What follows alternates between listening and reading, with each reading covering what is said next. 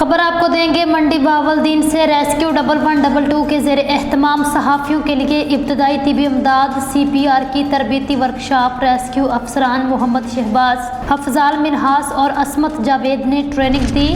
Certificates بھی تقسیم کیے گئے۔ منڈی بہاولدین کے صحافیوں کو ابتدائی طبی امداد اور CPR کی تربیت فراہم کرنے کے لیے ریسکیو 1112 اور ڈسٹرکٹ الیکٹرانک میڈیا ایسوسی ایشن کے زیر اہتمام ایک تربیتی ورکشاپ کا انعقاد کیا گیا، جس میں ضلع بھر سے صحافیوں کی کثیر تعداد نے شرکت کی۔